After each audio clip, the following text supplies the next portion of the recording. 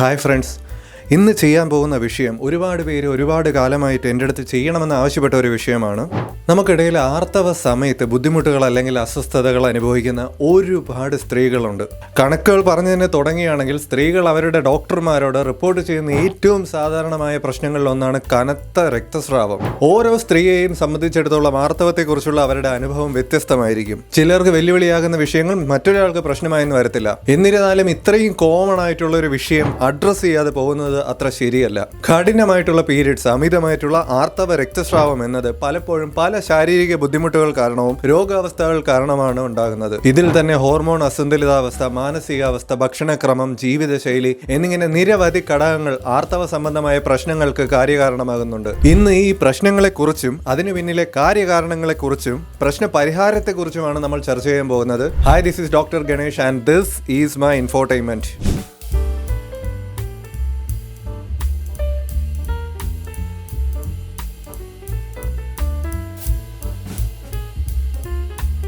അനിയന്ത്രിതമായിട്ടുള്ള ഗർഭാശയ രക്തസ്രാവം അല്ലെങ്കിൽ അമിതമായിട്ടുള്ള ആർത്തവ രക്തസ്രാവം മെനോറേജിയ എന്ന പേരിലാണ് അറിയപ്പെടുന്നത്. ആയുർവേദ ഗ്രന്ഥങ്ങളിൽ ഇതിനെ രക്തപ്രതരം അല്ലെങ്കിൽ അസൃഗ്ധരം എന്നാണ് വിളിക്കുന്നത്. അസൃഗ് എന്നാൽ രക്തം, ധാര എന്നാൽ അമിതമായിട്ടുള്ള ഒഴുക്കിനെ സൂചിപ്പിക്കുന്നു. ആയുർവേദം അവിടെ നിൽക്കട്ടെ, മോഡേൺ സയൻസുമായി ബന്ധപ്പെടുത്തി സംസാരിക്കുമ്പോൾ അസൃഗ് ധാരയുമായി ഏതൊക്കെ സാഹചര്യങ്ങളെ ബന്ധപ്പെടുത്തുന്നു എന്ന് നോക്കാം. ഒന്നാമൻ മെനോറേജിയ. ആർത്തവ ചക്രത്തിൽ തന്നെ അമിതവും നീണ്ടു നിൽക്കുന്നതുമായിട്ടുള്ള രക്തസ്രാവമാണ് മെനോറേജിയ. ഇതാണ് സാധാരണഗതിയിൽ കാണുന്ന പ്രശ്നം.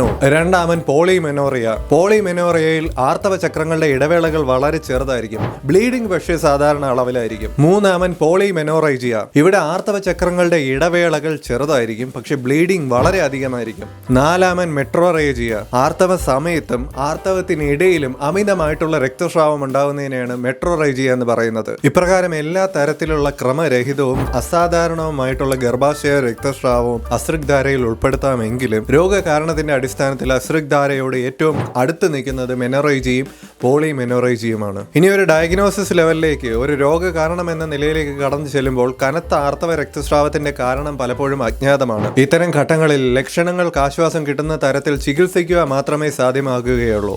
മറ്റു പലപ്പോഴും പല അവസ്ഥകൾ മെനോറേജിക്ക് കാരണമാകാം. അവ ഒന്നൊന്നായി തന്നെ സംസാരിക്കാം. ആദ്യത്തെ കാരണം ഹോർമോൺ അസന്തുലിതാവസ്ഥയാണ്. ഒരു സാധാരണ ആർത്തവ ചക്രത്തിൽ ഈസ്ട്രോജൻ, പ്രൊജസ്ട്രോൺ എന്നീ ഹോർമോണുകൾ തമ്മിലുള്ള സന്തുലിതാവസ്ഥയാണ് ആർത്തവ സമയത്ത് പുറത്തു പോകുന്ന ഗർഭാശയത്തിന്റെ ആവരണത്തെ അഥവാ എൻഡോമെട്രിയത്തിന്റെ നിർമ്മാണത്തെ നിയന്ത്രിക്കുന്നത്. ഈ ഹോർമോണുകളിൽ അസന്തുലിതാവസ്ഥ സംഭവിക്കുകയാണെങ്കിൽ എൻഡോമെട്രിയം അമിതമായി ഡെവലപ്പ് ചെയ്യുകയും ഒടുവിൽ കനത്ത ആർത്തവ രക്തസ്രാവം വഴി പുറത്തേക്ക് പോവുകയും ചെയ്യും. ഇപ്രകാരം തന്നെ അമിതമായ ബ്ലീഡിംഗ് ഉണ്ടാകുന്നു. അടുത്തതായി പോളിസിസ്റ്റിക് ഓവേറിയൻ സിൻഡ്രോം അഥവാ PCOS, പൊണ്ണത്തടി, ഇൻസുലിനിലെ പ്രതിരോധം, തൈറോയിഡ് പ്രശ്നങ്ങൾ എന്നിവ ഉൾപ്പെടെ നിരവധി അവസ്ഥകൾ ഇപ്രകാരം ഹോർമോൺ അസന്തുലിതാവസ്ഥയ്ക്ക് കാരണമാവുകയും ബ്ലീഡിംഗ് കൂട്ടുകയും ചെയ്യുന്നു. അടുത്തതായി സംസാരിക്കാനുള്ളത് അണ്ഡാശയത്തിന്റെ പ്രവർത്തന വൈകല്യത്തെ കുറിച്ചാണ്. ഒരു ആർത്തവ ചക്രത്തിൽ നിങ്ങളുടെ അണ്ഡാശയങ്ങൾ അഥവാ ഓവറീസ് ഒരണ്ഡം അഥവാ ഓവം വീതം പുറത്തു വിടുന്നില്ലെങ്കിൽ ശരീരം സാധാരണ അളവിൽ പ്രൊജസ്ട്രോൺ എന്ന ഹോർമോൺ ഉൽപ്പാദിപ്പിക്കില്ല. ഇത് ഹോർമോൺ അസന്തുലിതാവസ്ഥയിലേക്ക് നയിക്കുകയും മെനോറേജിയയ്ക്ക് കാരണമാവുകയും ചെയ്യും. മൂന്നാമതായി സംസാരിക്കാനുള്ളത് ഗർഭാശയത്തിലെ ഫൈബ്രോയിഡുകളെ കുറിച്ചാണ്. ഗർഭാശയത്തിൽ അർബുദമല്ലാത്ത ദോഷകരമായ മുഴകൾ പ്രത്യക്ഷപ്പെടാറുണ്ട്. ഇത്തരം ഗർഭാശയ ഫൈബ്രോയിഡുകൾ സാധാരണയേക്കാൾ കൂടുതൽ അളവിൽ നീണ്ടു നിൽക്കുന്നതായ ആർത്തവ രക്തസ്രാവത്തിന് കാരണമായേക്കാം. അതുപോലെ പോളിപ്പുകൾ.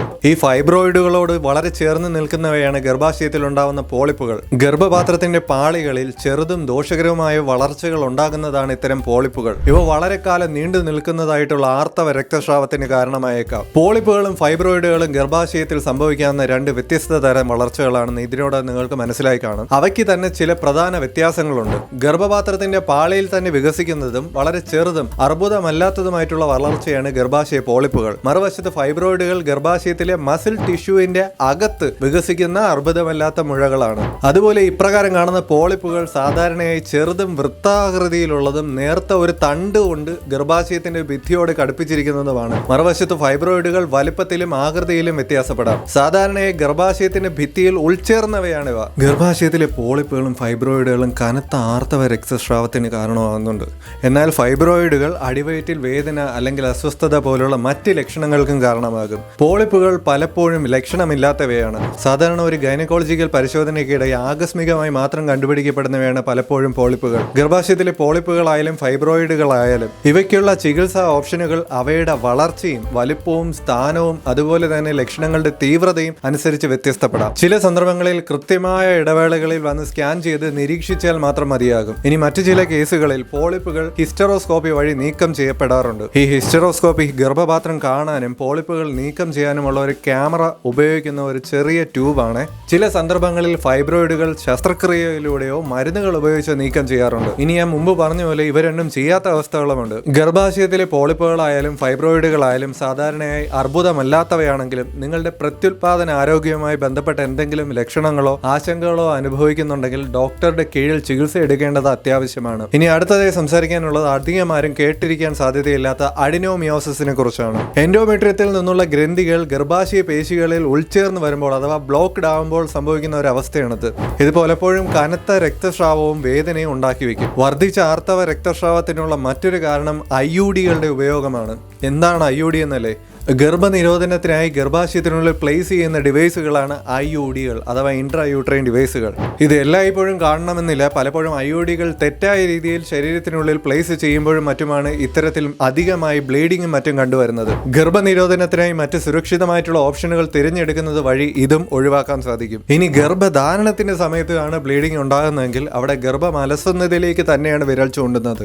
ഗർഭാവസ്ഥയിൽ ഇപ്രകാരം കനത്ത രക്തസ്രാവത്തിനുള്ള മറ്റൊരു കാരണം പ്ലസന്റയിലെ പ്രശ്നങ്ങൾ കൊണ്ടുമാകാം. പ്ലസന്റയുടെ അസാധാരണമായിട്ടുള്ള സ്ഥാനം, താഴ്ന്ന പ്ലസന്റ അല്ലെങ്കിൽ പ്ലസന്റ പ്രിവിയ മുതലായിട്ടുള്ള കണ്ടീഷനുകളിൽ ഇത്തരം അമിതമായിട്ടുള്ള രക്തസ്രാവം ഉണ്ടാകാറുണ്ട്. ഇനി കടക്കാൻ പോകുന്ന ഏറ്റവും അപകടകരമായിട്ടുള്ള കാരണത്തിലേക്കാണ് ക്യാൻസർ. ഗർഭാശയ ക്യാൻസറും അതുപോലെ സെർവൈക്കൽ ക്യാൻസറും അമിതമായിട്ടുള്ള ആർത്തവ രക്തസ്രാവത്തിന് കാരണമാകുന്നുണ്ട്. പ്രത്യേകിച്ചും നിങ്ങൾ ആർത്തവ വിരാമം കഴിഞ്ഞവരാണെങ്കിൽ എപ്പോഴെങ്കിലും മുമ്പ് പാപ്സ്മിയർ ടെസ്റ്റ് ചെയ്തിട്ട് അസാധാരണമായിട്ടുള്ള റിസൾട്ടാണ് ലഭിച്ചിട്ടുള്ളതെങ്കിൽ നിങ്ങൾ ഈ ഒരു സാധ്യത ഒരിക്കലും തള്ളിക്കളയരുത്.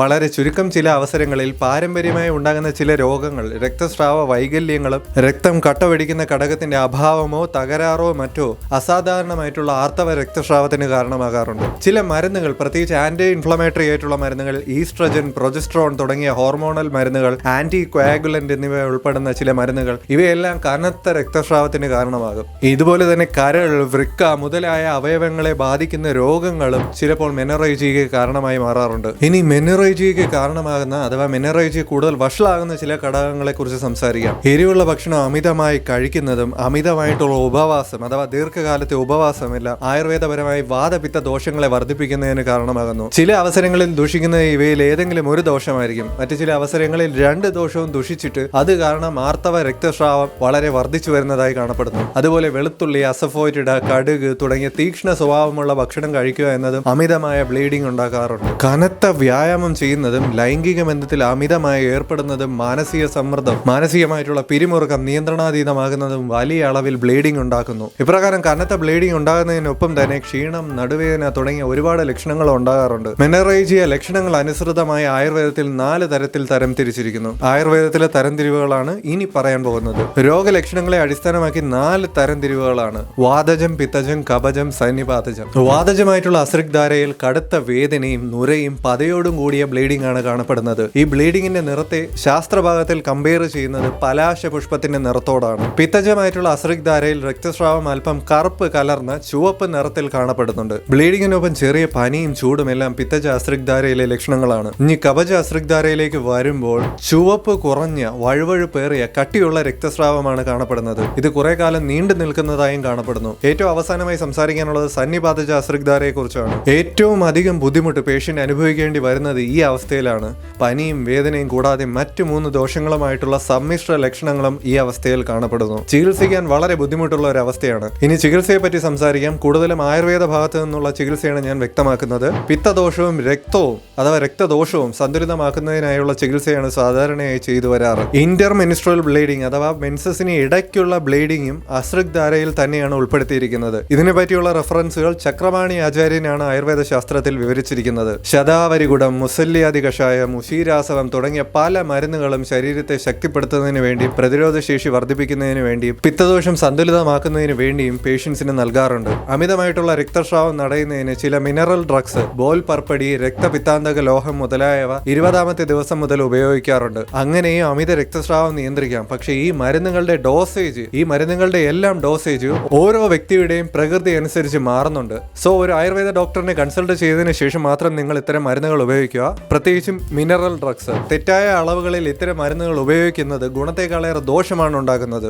ആർത്തവം ആരംഭിക്കുമ്പോൾ തന്നെ അമിതമായിട്ടുള്ള രക്തസ്രാവം, ആർത്തവത്തിനിടയിൽ അമിതമായിട്ടുള്ള രക്തസ്രാവം ഇവയൊക്കെ ഉണ്ടെങ്കിൽ, അല്ലെങ്കിൽ ആർത്തവ ചക്രത്തിന്റെ ഇടവേളകൾ കുറഞ്ഞു വരുമ്പോൾ ശതാവരി ഗുണം, പുഷ്യാനക ചൂർണം, അശ്വകാരിഷ്ടം എന്നിവ ആർത്തവ ചക്രം മുഴുവനായും നൽകാറുണ്ട്. വീണ്ടും ഞാൻ എടുത്തു പറയുന്നു, ഇവയുടെ അളവ് ഓരോരുത്തർക്കും വ്യത്യസ്തമാണ്. ഈ മരുന്നുകൾ രക്തപ്രവാഹം കുറയ്ക്കുന്നതിന് പുറമെ ഹോർമോൺ ലെവലിൽ ഉണ്ടാവുന്ന അസന്തുലിതാവസ്ഥകൾ ചികിത്സിച്ച് ഭേദപ്പെടുത്താനും സഹായിക്കുന്നു. മെനോറേജിയയിൽ ഏറ്റവും എഫക്റ്റീവ് ആയിട്ട് ഉപയോഗിക്കാൻ പറ്റുന്ന, അമിതമായ രക്തം പോകുന്നത് തടയാൻ സഹായിക്കുന്ന ഒരു മരുന്നിനെ കുറിച്ചാണ് ഞാൻ അടുത്തതായി സംസാരിക്കാൻ പോകുന്നത്. ഇത് വീട്ടിൽ തന്നെ നിങ്ങൾക്ക് വളരെ എളുപ്പത്തിൽ തയ്യാറാക്കാൻ സാധിക്കും. അശോക മരത്തിന്റെ പുറം പട്ടയ ഉപയോഗിച്ചാണ് ഈ മരുന്ന് തയ്യാറാക്കേണ്ടത്. ഈ അശോക മരത്തിന്റെ പുറം പട്ടയെ നമുക്ക് ഉപയോഗിക്കുന്നതിനായി അങ്ങാടിക്കടയിൽ നിന്ന് ഡയറക്റ്റ് വാങ്ങി പൊടിയാക്കി മാറ്റി സൂക്ഷിക്കുന്നതാണ് എന്തുകൊണ്ടും അഭികാമ്യം. ഒരു പാത്രത്തിൽ അശോകമരത്തിന്റെ പട്ട പൊടിച്ചതും വെള്ളവും എടുക്കുക. ഈ വെള്ളം തിളപ്പിച്ച് ഒരു 50 മില്ലിയായി വറ്റിക്കണം. ഈ 50 മില്ലിയായി വറ്റിച്ച ശേഷം അതിലേക്ക് 50 മില്ലി പാല് കൂടി ചേർക്കുക. ഇത് വീണ്ടും 50 മില്ലി മാത്രം അവശേഷിക്കുന്നത് വരെ തിളപ്പിച്ച് വറ്റിച്ചെടുക്കുക. ഈ മിശ്രിതം നിങ്ങൾക്ക് ഫിൽറ്റർ ചെയ്ത് തണുപ്പിച്ച് ഉപയോഗിക്കാൻ സാധിക്കും. ഈ പാൽ 20 മുതൽ 30 മില്ലി വരെ അളവിൽ രാവിലെ കനത്ത ആർത്തവ രക്തസ്രാവത്തിന്റെ സമയത്ത് ഉപയോഗിക്കാം. രക്തസ്രാവം പൂർണ്ണമായി നിൽക്കുന്നത് വരെ നിങ്ങൾക്കിത് ഉപയോഗിക്കാവുന്നതാണ്.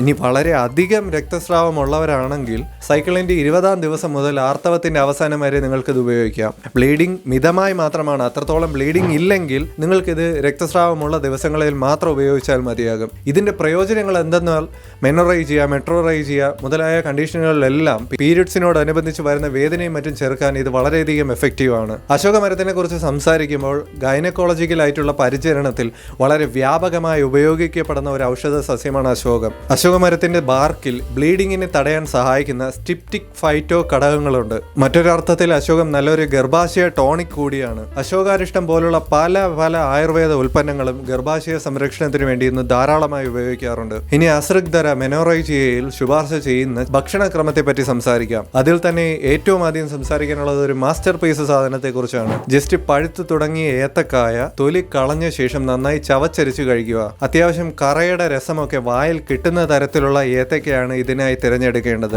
വലിയ ടേസ്റ്റ് ഒന്നും കാണത്തില്ല, പക്ഷെ ബ്ലീഡിങ് കുറയ്ക്കാൻ ഇത് വളരെ സഹായിക്കും. അതുപോലെ തന്നെ അരി, ഗോതമ്പ്, പടവലങ്ങ, ഉണക്കമുന്തിരി, മാതള നാരകം, ഈന്തപ്പഴം, ശുദ്ധമായിട്ടുള്ള പശുവിന്റെ നെയ്യ്, തേന്, ഞവരയരി എന്നിവയെല്ലാം ആരോഗ്യകരമായിട്ടുള്ള ഭക്ഷണക്രമങ്ങളാണ്. കഴിക്കാവുന്ന ആഹാരങ്ങളെ കുറിച്ച് സംസാരിക്കുമ്പോൾ എന്തായാലും കഴിച്ചുകൂടാത്ത ആഹാരങ്ങളെ കുറിച്ചും സംസാരിക്കണമല്ലോ. കഠിനമായിട്ടുള്ള ആർത്തവ രക്തസ്രാവം ഉള്ളപ്പോൾ കഴിച്ചുകൂടാത്ത ആഹാരങ്ങളെ കുറിച്ചാണ് ഇനി സംസാരിക്കാൻ പോകുന്നത്. അഥവാ ഇത്തരം ആഹാര പദാർത്ഥങ്ങൾ കഴിക്കുന്നത് വീണ്ടും ബ്ലീഡിംഗ് വർദ്ധിക്കുന്നതിന് കാരണമാകുന്നു. പൊളിച്ചതും ഉപ്പിലിട്ടതുമായിട്ടുള്ള ഭക്ഷണങ്ങൾ അമിതമായി കഴിക്കുന്നത് ബ്ലീഡിംഗ് കൂട്ടുന്നതിന് കാരണമാകും. അതുപോലെ ക്ഷാരദ്രവ്യങ്ങൾ, അതിപ്പോ എന്താ പറയുക, പലതരം ആൽക്കലൈൻ ആയിട്ടുള്ള ഡ്രിങ്ക്സ്, പിന്നെ ചിപ്സ്, കറുമുറ കഴിക്കാൻ പറ്റുന്ന ആഹാരങ്ങൾ, ക്രിസ്പി ആയിട്ടുള്ള ക്രഞ്ചി ആയിട്ടുള്ള ജങ്ക് ഫുഡ്സ്, അച്ചാർ, ഇവയെല്ലാം തന്നെ ഒരു അർത്ഥത്തിൽ അല്ലെങ്കിൽ മറ്റൊരു അർത്ഥത്തിൽ ബ്ലീഡിങ്ങിനെ കൂട്ടുന്നവയാണ്. അതുപോലെ മത്സ്യം, മദ്യം, ഉഴുന്ന്, എള്ള്, മുതിര, നേരത്തെ ഞാൻ പറഞ്ഞ വെളുത്തുള്ളി, പുളിച്ച തൈര്, ഇവയെല്ലാം തന്നെ അശ്രദ്ധയോടനുബന്ധിച്ച് ധാരാളമായി രക്തം പോകാൻ കാരണമായി മാറാറുണ്ട്.